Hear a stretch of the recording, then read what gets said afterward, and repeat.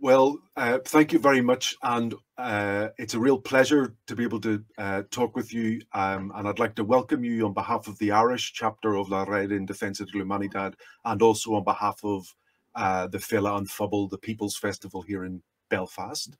It's a pleasure for me, and I'd like to thank you for all of the support and the understanding about Cuba. No, well, thank you for the inspiration that Cuba offers to everybody who's fighting for a better world. And perhaps on the basis of the fight for a better world, we could maybe begin with something that people are quite familiar with here, and that is in terms of mainstream media and the output from the US government.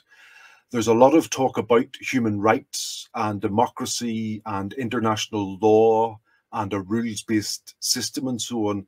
And I just wanted to ask you, from Cuba's perspective, what you feel about all of that and the extent to which there's a really foundational hypocrisy in the United States' attempt to position itself as the sort of guarantor of human rights and democracy and international law, given that their treatment of Cuba over a very long period has been a violation of international law and sovereignty and so on. Foundational hypocrisy is a good term. I think it makes a good description of the situation. The US government historically has claimed, and the current government specifically claims, that the priorities of the United States are the well-being of the people of Cuba, the welfare of the people of Cuba, the promotion of human rights, and the concern about democracy. Yet one looks at the record of the United States historically, both what happens inside the United States and their foreign policy above all. There's nothing there to support that claim. The history of the United States and its record in international affairs is known that some of their better allies, or the best allies, are countries with a horrible record in terms of democracy and human rights, still today. That the US government has been not only the supporter, but the instigator of the disruption of constitutional frameworks in several countries, of the overthrow of constitutional governments and legitimate governments, and the establishment through coups d'etats and other forms of aggression of extremely repressive governments. Just to use an example, Latin America and the Caribbean, where the grossest abuses of human rights were carried out by people trained by the US Special Services and the US military forces in their schools and for the purposes that were in the interest of the United States. So the record, I'm not even here going back to the way African Americans are treated, or Native Americans were treated for that matter, which was purely ethnic cleansing and that was the growth of the United States as a country. So without counting that, I'm talking about current history and what happens today. The best allies of the United States, including in our region, are countries with a terrible record in terms of human rights and democracy. So it's a very hypocritical claim. The real reason for US hostility towards Cuba has nothing to do with that. Has no link whatsoever with a concern for the welfare of the people of Cuba, because if that were to be the case, it would not be punishing the people of Cuba with an extremely aggressive and abusive economic warfare for the past 62 years, aimed by design to depress the standard of living of the people of Cuba, to reduce wages, to provoke hunger and desperation within the people of Cuba. And what I'm saying is not an invention of Cuba. It's written in US official documents. So that is not the concern whatsoever. When the Trump administration derailed the progress that had occurred between the two countries between 2015 and 2016, it claimed that it did so because Cuba was a bad influence in our region, because Cuba was a bad example. And one has to look at history. And forgive me if I go back a little. The first independent nation of Latin America and the Caribbean was Haiti. Haiti acquired independence through a revolt of African slaves in what used to be the Haitian colony of France. It is perhaps the only successful slave rebellion of African slaves in history. Because of that, the colonialists, the Western culture, decided that Haiti needed to be punished, that the example of a republic made up of slaves, African slaves, that had rebelled against their owners and against colonial rule could not be accepted. Whoever followed that path will be punished. And one has to make an analogy that any country that follows a Cuban path, at least in this hemisphere, will suffer the wrath and will suffer the punishment of the United States. If you try to repeat it, you will be punished as Cuba is being punished. Any country that decides that to distribute wealth, you need to redistribute property will be punished. Any country that truly tries to represent the interest of the people and not the interest of corporations will be punished. Any government that decides to carry out meaningful policies in terms of healthcare for all, of quality education for all, of the protection of the environment for all, without having to ask questions or having to obtain the permission of the International Monetary Fund, will have to pay the cost of that. And that is the true motivation of the US policy against Cuba. Cuba is seen as a bad example because it has a government that has truly represented the interest of the people, with the merit of having done so under conditions of siege and warfare from the most powerful nation on earth for the past 62 years, without ever having to establish a state of curfew in the country or a state of siege within our country. We are a peaceful country, a healthy country, a secure country, in spite of this level of hostility from the United States. So yes, it is foundational hypocrisy by the United States when they claim that their concern with Cuba is human rights and democracy. In addition to this, our system is democratic. It's different than democracy as it is seen in the United States. Corporations, Cuban and foreign, do not have the capacity to put money into politics. They do not have the possibility of financing a politician, a member of the government, or even a policy in Cuba. In Cuba, it is not possible for 5 judges who nobody elected to decide which is what a woman can do with her body, as can happen in the United States. No, that cannot. It's a different type of democracy. It's a popular democracy where people are represented, and when the interests of the great majority of people are an obligation of the government. That's how we see it. They disagree with us. It's fair for them to disagree with us. But what is not fair, what is not legitimate, is to punish the whole population of Cuba for the past 62 years, just because corporate interests do not have a role in politics, in policy, and the way the government is running Cuba. Sorry for the long answer. No, that was absolutely brilliant. And I'm so glad that you covered so many things, and you've already quoted those notorious words of Lester D. Mallory. And as you say, it isn't even a secret. They said it out loud. You know, their stated aim is to create desperation, starvation, and that itself is a violation of international law. The Universal Declaration of Human Rights, which is less legally enforceable than it should be, really. But if you go to the Statute of Rome and so on, any state which deliberately targets the civilian population of another state should end up in an international court.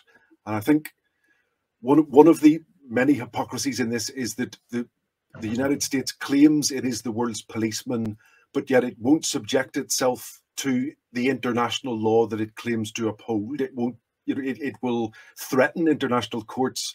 It walked away from the International Court of Justice when it rightly lost to Nicaragua for all the crimes it committed there. And despite liking to see others at the ICC, at the International Criminal Court, it won't allow itself to be prosecuted there for its various crimes. Let me just add, in the 19th century, after several very brutal wars in Europe, the international community, or what was then considered or identified as the international community, came to the conclusion that in the area of warfare, civilians should be spared and should not be part of warfare. In the war of the United States against Cuba, civilians have precisely been the target, as you said in the Lester Mallory memorandum. But if you look at the Helms-Burton Law, which is not from the 1960s, it's from 1996, there's a repetition of the same notion. And I'm sad to say, I mean, given that the festival is taking place in Ireland, I'm sad to say that it was Clinton who signed the Helms-Burton laws. And when you look at this long, oppressive history, there aren't really any good guys, whether it's Republicans or Democrats. That imperialism is tyranny. It's the antithesis of democracy. And one other great thing about your opening comments and the history you gave us was that all of this, at some level, predates the revolution itself. This sense of colonial ownership, because it's sometimes said by people, well-intentioned people, that the blockade should end because the Cold War is over. Now, the Cold War was obviously a factor in all of this, but at the same time, it isn't really just about the Cold War. It goes all the way back to the slow rise of the US empire. Its sense that it owns Cuba, Nicaragua, the whole Americas, and that sense of unipolar dominance, it's now exported as a sort of global sense of kind of ownership and so on. So I wondered if you could maybe say a bit about that kind of history, the fact that if you go back, there are things like the Platt Amendment, so that as Cuba supposedly gained independence after the war with Spain, it really wasn't independent at all, and the US felt it could legislate on behalf of Cuba. It could intervene, it could invade if it wanted to. And one of the problematic legacies of that, since the revolution and Cuban people deciding they will determine their own future, they will establish their own sovereignty and so on, is that you have things like the continued occupation of Guantanamo Bay, and indeed the maintenance of a torture camp there, if we want to talk about human rights, on the basis of legislation signed under threat of force by a colonial regime, a sort of puppet regime anyway, and that now that Cuba is fully sovereign, it should determine who gets to have a base and who doesn't on its island and so on. That at some level, all of these attacks on Cuba are precisely because Cuba has stood up for itself and has asserted its sovereignty, rather than there's something problematic about Cuba or Cuba has failed to adhere to some abstract definition of democracy and so on. This is all a kind of a sense of sort of colonial punishment. As you say, Haiti has endured this for a very long time. And again, the hypocrisy in this, all the way back to Haiti, it was the very same Enlightenment revolutionaries who proclaimed universal human rights and democracy and liberty. When it came to it, it was liberty for a few people, but not for others. So the French revolutionaries sent soldiers, their navy across the Atlantic to quell slaves who were claiming those same rights. And Cuba is another example of a country which is being punished for its successes, as it were, rather than its failures. It's not because Cuba has failed to live up to some universal standard. Cuba embodies these universal standards, the idea of a democracy, that everybody has an equal voice and so on. And that's why you're being punished, because you offer an alternative to that imperialist norm, and you refuse to let somebody else determine who you are and what you decide. I'll go back in history, and then I want to speak about something very current. But these things go even farther back than the Platt Amendment. In the 1820s, when South America and Mexico had achieved independence, Simón Bolívar convened the Congress of Panama. It was in the 1820s. At the end, they decided to invite the United States, even though Bolívar himself personally had apprehension, but the rest of the leaders of the time wanted to invite the United States. It was a government of John Quincy Adams. He sent 2 emissaries. The single instruction of those emissaries to the Congress was to ensure that no one from Cuba was invited, and that the South American governments, the newly independent South American governments, would not support a struggle of independence for Cuba, which was still under colonial rule of Spain. Because the United States was sure that colonial rule in Spain was already weak, and they wanted to continue to weaken so that it would fall, and that's a term they use, naturally fall into the sphere of the United States, to be incorporated into the United States. That ambition is practically as old as the United States. It's not something new. After the Cuban struggle for independence, that, by the way, was a struggle initiated by the popular classes, contrary to what happened in the rest of South America. And when we were on the verge, or our people were on the verge of achieving victory over the Spanish colonial rule, the US intervened militarily and occupied Cuba for 4 years with a military occupation of Cuba.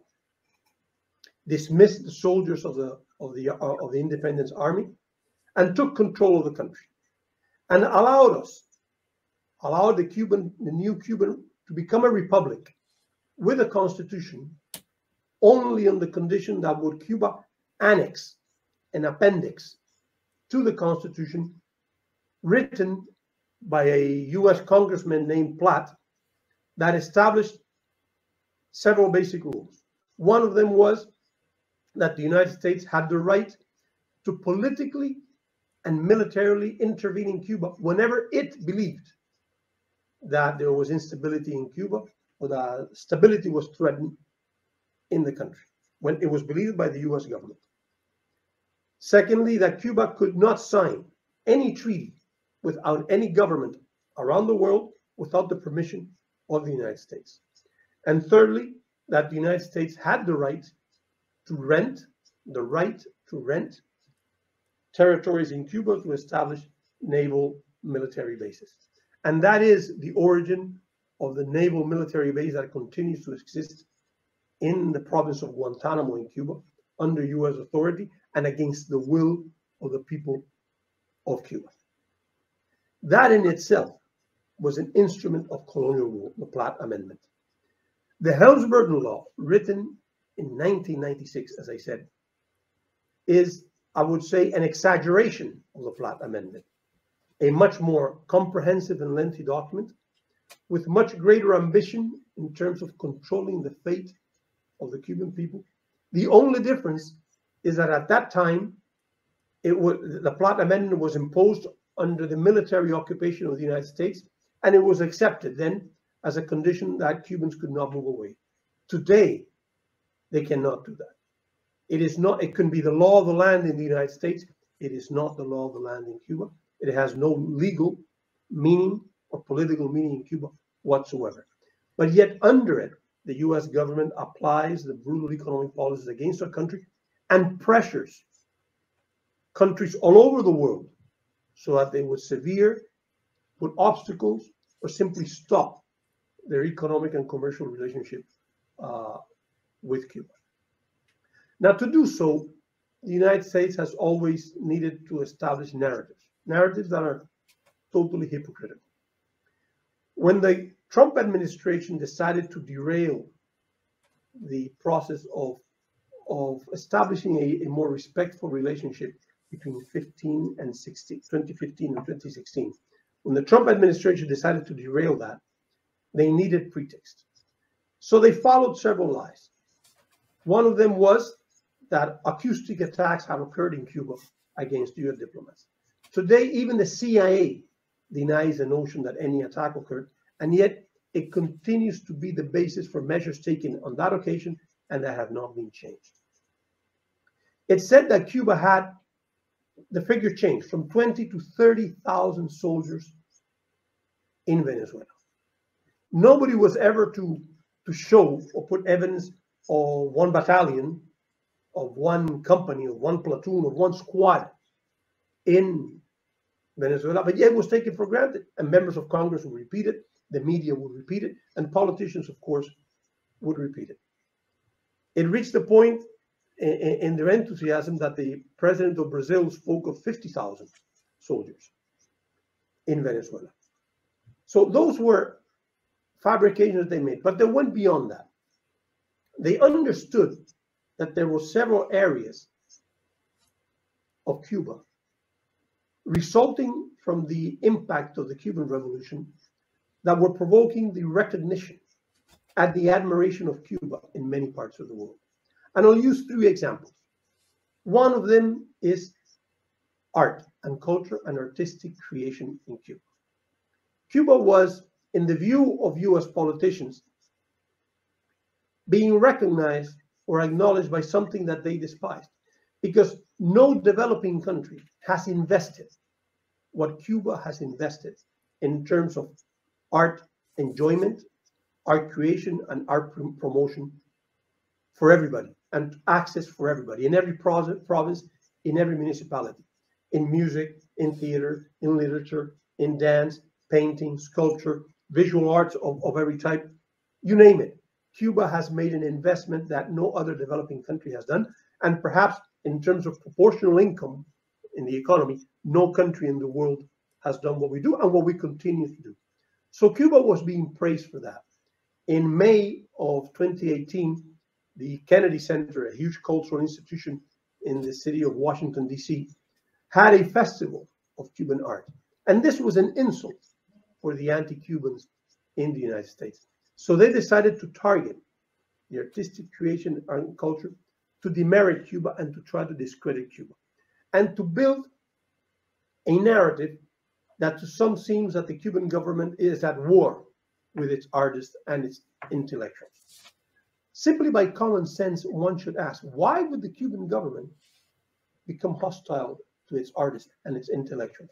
But nobody asked that question. They simply follow the narrative that the United States very efficiently and very effectively have been able to impose. That's one example. I'll use a second example. Cuba has been praised for many years because of our international medical cooperation, because of solidarity with which from the early 60s, we started to treat people and to provide services in many countries, above all, of course, in the third world, in Central America, in South America, in the Caribbean, in Africa, in Asia, and recently, even in some countries in Europe under COVID.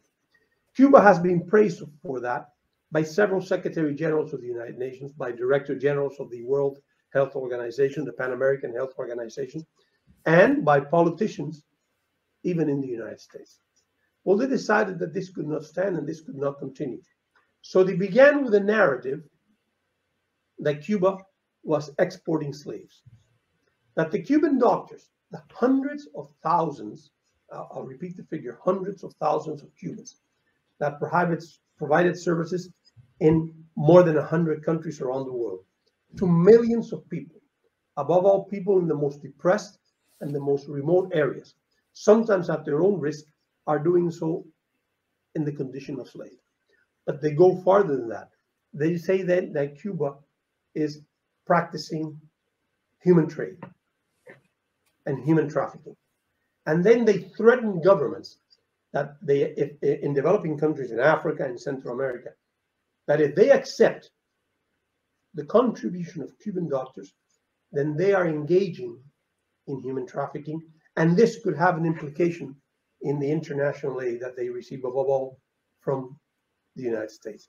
They go to that point, and they establish a narrative that the Cuban doctors, that for decades have been praised because of their service, because of their capacity to deal with the health needs of millions of people around the world are now slaves and now are practicing human trafficking. That's a second example. And the third one is related to racial relations. Few governments in the world have done what the Cuban Revolution has done in order to abolish racism, which was structural in our country. There were neighborhoods in which you could not enter if the color of your skin was not the right color of your skin. And the policemen were asked, in which house do you work? They would not ask you, do you live here? Where do you live? They would ask you, where? And that was until the 1950s. The Cuban Revolution carried out radical legislation and measures to abolish racism. And when I say radical, I don't use it in the modern term that capitalism has imposed that makes radical a synonym of extremism. When I say radical is measures that went to the roots of the problems, to go to the source of the problem, to erase racism. And we started the Cuban government to give opportunity to all. The color of your skin was not determining if you could study or not, if you could receive healthcare or not, where you worked, where did you live, and those were conditions that existed in Cuba. Life has shown us, after 60 years, that a problem so complex as racism cannot be easily erased, even if you approve the best of laws, if you establish the best of policies. First of all, because you have to get into the minds of people and their cultural prejudice. But second, because you start from very difficult conditions. And the poorer people in Cuba were people of the darker color of skin at the triumph of the revolution. When you give equal opportunities to all, not all begin on the same footing. And we have been critical of that. And of course, we're not happy with what we have achieved. We know that we have achieved a lot, but is it enough? Of course, it's not enough. Have we gotten to the area of total justice that we sought? Of course not. Could we have done things better? Of course not. We recognize it. Are there things to do? Yes, we're the first to recognize. And why can we say this? Why can we, in spite of our accomplishments, why can we be critical with our own record? And why do we have the authority to say that it's a difficult problem and that much more needs to be done? We can do that because we have done much more than any other country, at least in our hemisphere, or any government that I know of. There could be others, but none that I've done, because we have done more. Well, the US has decided that this is an area in which to attack Cuba, which is totally hypocritical, because we all know that the United States, most of its history, has lived under conditions of apartheid. And still today, if one looks at it economically, there are still conditions of apartheid. It's a racist country. And you just have to look at the statements, sometimes even of politicians, that are not ashamed of speaking in that way on television. So they have chosen to do this because they believe this is an area in which they can attack Cuba and to move away the incentive of progressive groups or progressive movements to try to attack Cuba. They try to do the same in terms of the rights of women, or the rights of of people because of their sexual orientation. We are about to pass a law more progressive than any other country in terms of the rights of women, the rights of children, the rights of people in terms of their sexual orientation, the rights of the elderly, of grandparents, the most progressive law perhaps. And that has quieted them for a while. But this has also been an area of attack against Cuba to try to discredit the revolution and to try to discredit our country. Exactly. And I hope that people are aware that these are all attack lines, that they have no basis in fact, and that, again, what you've covered, the United States and its claims to democracy and freedom, all of these are foundational lies. It's a colonial settler society based on unfreedom, upon the enslavement of millions of people, and And if the United States wants to lie about itself and its own history, fine, but it has no right to lie about others, particularly dignified people like the Cuban people. And it is absolutely remarkable what Cuba has achieved in these 60 years or so since the revolution, given the starting point. You know, this was a colonial society, a former slave colony. The transformations have been incredible, and every Cuban revolutionary I've ever met knows there's more work to be done. But again, the other really annoying thing about the US fake news is that they and it's very insulting, I think, to Cubans and the intelligence of Cubans. It's almost as though these things need to be pointed out to you on your behalf, that Cubans aren't capable of self-criticism and thinking about the contradictions in society and how to move these along. And Cuba's record is peerless. It's better than any other society, particularly given the conditions in which the revolution took place. And given that you mentioned the current negotiations around the family code and the changes that might take place there, perhaps you might say a bit about Cuba as a participatory democracy. Again, part of the fake news and the US attack lines on Cuba, they're all intended to try and make Cuba toxic, you know, to make people wary about associating themselves with Cuba, whereas Cuba is a really vibrant, successful kind of democracy. It's a very different version of democracy than this sort of representative version, because here, what you'll often find, sadly, you'll often find still people will say, oh, Cuba, it's a dictatorship, people can't vote. Whereas, of course, Cubans can and do vote, and who you're voting for is actually very grassroots based. You know, the democracy is based in the locality and the grassroots. And the fact that there are no political parties that you vote for rather than being a problem is actually a good thing, because in a sense, anybody, if you have the support of your community, anybody can be elected. Added to that, the Cuban people are co-authors of their own constitution, which again is an incredible thing and puts to shame these false democracies who claim to be the embodiment of democracy and its various ideals. That such is the participatory, protagonistic nature of Cuban democracy, that people are themselves actively involved in shaping the constitution, their society. Could you maybe just say a bit about this, because this is an area that the United States tries to target, this area of what democracy actually is, how people go about voting and participating and so on, as well as the fact that the Cuban people themselves have authored their constitution? Well, first of all, any democratic system or any attempt to have a democratic system is perfectible. It can be improved. And that is the case of Cuba, of course. That happens within an organization or with a state and a nation.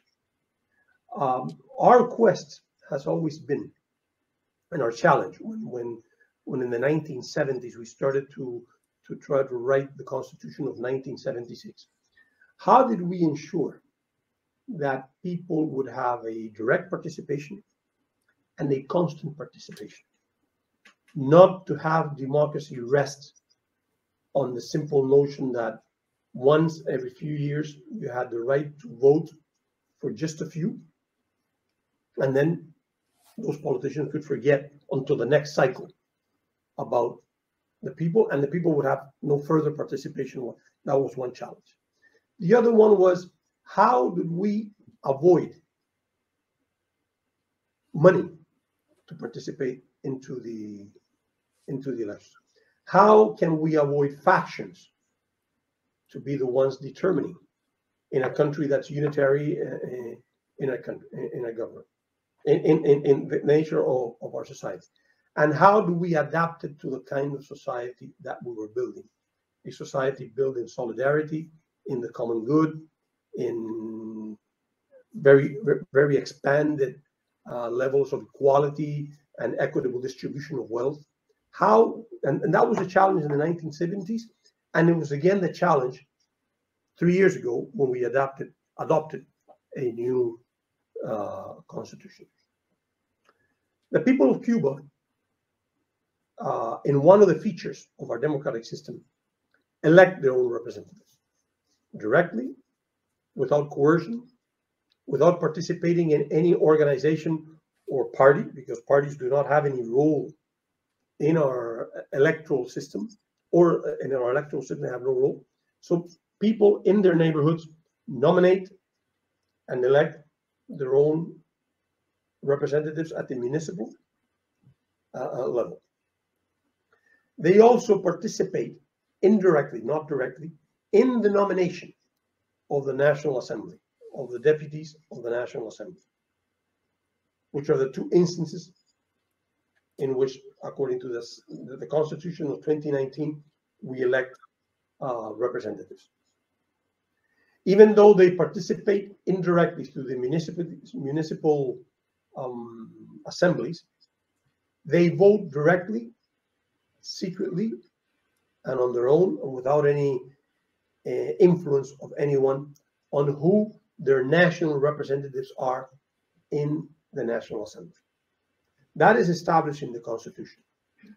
As in most of the parliamentary systems, the president, in other words, the head of government and the head of state, are not directly elected by the population. They are elected by their representatives in the parliamentary system, in our case, in the National Assembly. Contrary to the presidential system that exists in the US and in most of South America and Latin America, which is a direct election of the president, meaning that the head of state and the head of government is bound by the representatives of the population, by the members of parliament. One can agree or disagree or like or dislike that system, but it's the one that we chose to ourselves. It has some features of the presidential system, but in terms of electing the head of state and the head of government, is through the representatives. It's the same system as you have in South Africa, for example, or in the British Commonwealth. Most countries have a system like that, is the one that we chose in 1976, and that we have maintained in the Constitution of 2019. The judges of the Supreme Court are approved by the National Assembly, and they are bound to the National Assembly.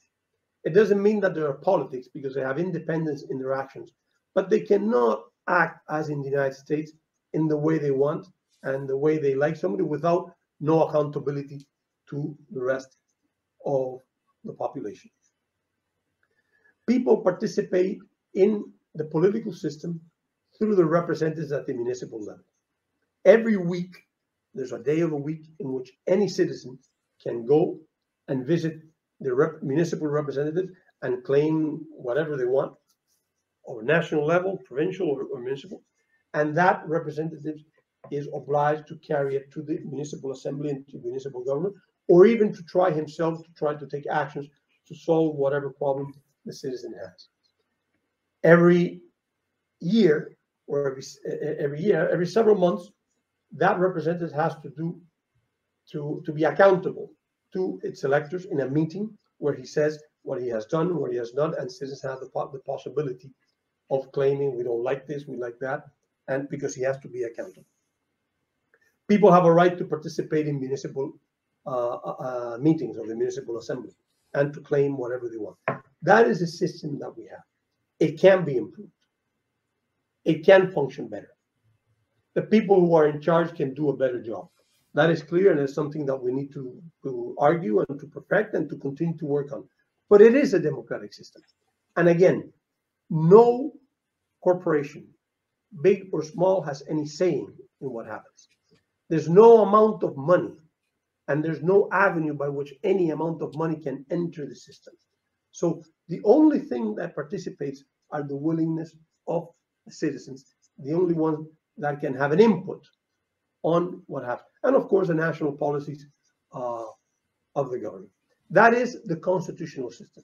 In addition to that, the government on a daily basis is accountable to the population. If you turn on the news, most of what you see is the president, the prime minister, the ministers meeting with people, carrying out the people's interest, carrying out what to do, how to improve, how to solve the problems that the population has. You don't see on Cuban television one politician fighting with another one, or talking ill about the other, or fighting, or seeing how much money this one put there, which corporation is big, because none of that exists in Cuba.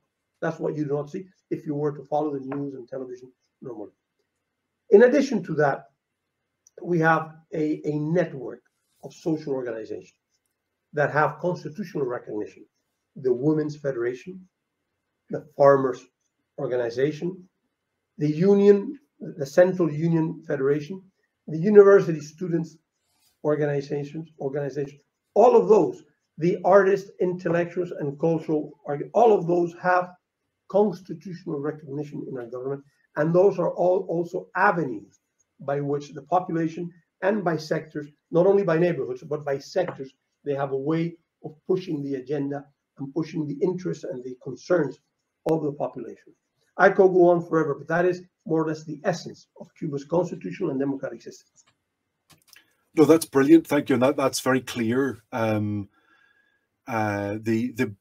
festival, the Fila and Fubble, that this event is a part of, is itself a product of a sort of communal sense of grassroots democracy and activism and participation.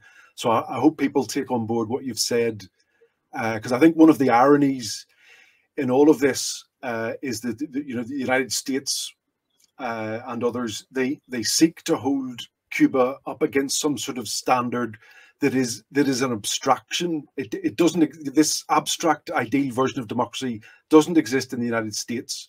It doesn't exist in Europe. It was written by the wealthiest slave owners in the United States. Yes. And that's the one that is the rule today. Yes, precisely. And that which has become a sort of liberal fantasy in the opinion pages of the New York Times or whatever, but there's no basis in reality for this, ideal version of democracy. And perhaps the conversation should really be the other way around, that rather than people handing out lessons to Cuba, they should listen and learn from what Cuba has done in terms of democracy and popular sovereignty, given that most of the populations in the United States or Canada or European countries are themselves really alienated. They feel powerless. They feel indeed that their society is dominated by market interests and so on, big corporations that they have no real control or ownership over their society. So Cuba, I think, has already established the basis for an alternative to that. And I think that's precisely why, as you well know, at the recent summit of the Americas, the United States very directly targeted Cuba, Venezuela, and Nicaragua. And you all have, slightly different models, but what binds you together is a sense of building an alternative, and indeed, to go back to where we started, building a sense of continental unity that will oppose, the US domination and colonialism. The United States is sort of focused on trying to destroy alternatives to that kind of market-driven oligarchic model that that really kind of pollutes, US democracy. Well, that's what occurred in 2018 in the Summit of the Americas that took place in Lima, Peru. The US asked, and they put their own candidacy to be the venue of the next summit. It's a hemispheric exercise of the whole Western Hemisphere. And yet, when the time comes, they decided to be selective and to choose. I'll invite this one and I'll exclude that one. If you're going to host a hemispheric exercise, you're supposed to invite everybody, not the ones that you like, not to avoid the one that you dislike, or to avoid the ones that will tell you the truth that you're uncomfortable with, or the ones that will talk about an experience that you simply don't like, or or talk about something that makes you feel threatened because it's an example that could be followed by others. That is what happened. And the current government of the United States decided to be selected. And that's why they had a fiasco in Los Angeles in the summit that they organized. More than 12, I think it was 12 governments of the 35 that are in the hemisphere decided not to go at the maximum level. You cannot speak of a successful meeting if 12 out of 35 decided simply not to attend.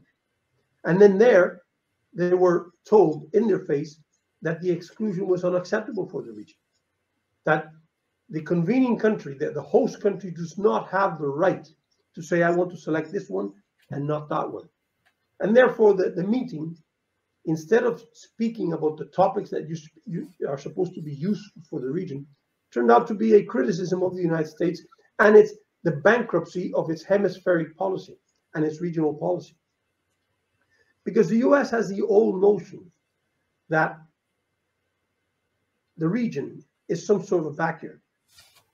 The Trump administration will speak that it was their backyard, and then the current administration said that it was their front yard. Latin Americans and the Caribbeans do not believe that we are the yard of anyone. Backyard, front yard, or side yard. We're not the yard of the United States. We're our own country. We're independent, and we claim the right to be sovereign and independent. But this notion exists in the United States. The Monroe Doctrine continues to influence the attitude and the approach of the US government towards the region.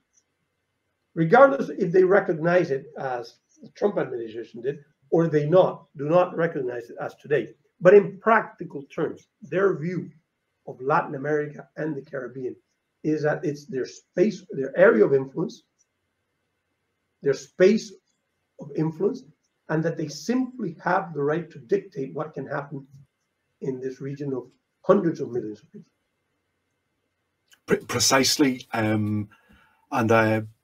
That sense of backyard, and indeed Biden saying it's the front yard, I hope ultimately, politically at least, the Americas is the graveyard of the Monroe Doctrine and imperialism more broadly, because I think that summit showed how even if the US is the biggest empire the world has ever seen, its political legitimacy is very weak. That a lot of countries and a lot of the populations of countries in the Americas and indeed further afield are very tired of being threatened. And indeed they don't like how Cuba has been treated, how Venezuela has been treated, Nicaragua and other countries. And as you've touched on earlier, during the pandemic, they were threatening countries who had called for Cuban assistance and Cuban help. And I think if anybody is in need of further clarification of who's on the right side and who's on the wrong side, when Cuba saw people suffering during the pandemic, Cuba sent help to alleviate that suffering. The United States saw an opportunity to add further misery to that suffering, both in Cuba itself and in other countries, and that should be toxic. That should be condemned across the world. They identified COVID as an ally in their hostility towards Cuba, and I think that is obscene, and that tells you everything you need to know about what imperialism is, and it just how utterly dehumanizing it is. But that, I guess, the one heartening thing about that recent summit is not just the reaction by the governments of the hemisphere, but also the fact that there was a very successful people's summit, better attended actually than the official summit. People opposed to the actions of the US government, citizens of the United States, in solidarity with Cuba and Venezuela and Nicaragua and so on. So there are moves even within the United States, to hopefully to kind of reject this imperialism, which has gone on for far too long. And on that, I think I wanted to ask you just about that sense of US hegemony and dominance, whether you feel it is on the wane. They're still a very powerful force, but that their political legitimacy across the world is quite weak. Most people are kind of sick of US imperialism and want a world that is more cooperative and based on respect and mutuality and so on, rather than being threatened and dominated and bribed by the United States. You're right. I think the United States continues to be a powerful force, and more important than that, a dangerous force. If you look at the current conflicts, the one in Ukraine, and the one that is trying to be fabricated now in the Taiwan Strait and with China. Who benefits from this? This is a luxury for the arms and weapons industry. This implies that the US government is procuring, with the money from the taxpayers, huge amounts of money, and with the money from European taxpayers also, to send weapons to Ukraine. And the more they send, the more lucrative it is for the US economy in the way it is conceived. The current instability that they're trying to provoke with China in Asia would imply, again, Taiwan buying more weapons, wanting to build up its defense. And again, these are procurements for the US government. Some paid by the people of Taiwan, but some paid by the US taxpayer also. And it's the way the US economy has worked for many years and the way it tries to challenge its moments of crisis. So it is a powerful country. It has a powerful influence around the world, but it's a very dangerous influence. And the current approach to try to divide the world in two, those that would follow what the US says and those that are outside, is showing its limits. And it shows that the United States does not have full capacity, even counting with what they identify as the international community. You have to understand that for the US, the international community is the US, NATO, and 2 or 3 countries in Asia. That's the rest of us are not part. We are the rest of the world. The international community, that's what they understand. And they're being limited to that and confusing the populations of those countries that they are the majority in the world, that the whole world is with them, which is a total lie. They have the means, the media means, the control of the media, the control of the information networks to make sure that that idea is planted and is flourishing, but it's not the truth. And it will run into trouble. If you look at the realities inside US society, the polarization, I'm not talking about the fictitious polarization between Democrats and Republicans. I'm talking about the real one in society, the racial ones, the ones linked to income, the one links to region, the one links to faith, to religion, to cultural views in terms of what a person can do with his or her body or her family or their education. Those are increasingly making the United States a dangerous place. There are many, many communities in the United States that believe that they feel safe because they have a right to carry a weapon. And that's what makes them feel safe. And they say, in the past, it would be dangerous to go out at night and this with your family, but now I can carry my weapon, and that's the reason I feel safe. My home used to be unsafe, but now burglars and people who come will know that I have a weapon and I have a right to have one, and that makes our community safe. When you have that belief in society, it does not make you think that the future is a safer future, or it's a future of harmony, or it's a future of solidarity, or it's a future of building a society. It is a dangerous place. And I'm not saying with this that the United States is going to collapse next year, 10 years down the road, but it is in many ways a sick society. And the result has nothing to do with the culture of Americans or the Anglo-Saxon culture or Western values. It's linked to capitalism and it's linked to imperialism. And that is the problem that they face, but the rest of us face, because it's such an influential country that's going to have an impact all over the world. I'm going to have to stop. Yes, I'll wrap up on that note. Thank you so much. That given that imperialism and capitalism will destroy the world if it's allowed to, it is a wonderful, heroic thing that there are people who will defend the alternative to all of that and fight for that. And Cuba is the example of solidarity and sort of community, humanitarianism, internationalism. So thank you so much for your time today. Thank you, and to all other Cuban revolutionaries, for your contribution to this world and your vision of a better world. So thank you so much. I'll say to you in Irish, Goramayagat, muchas gracias. Thank you so much. Thank you. Thank you very much.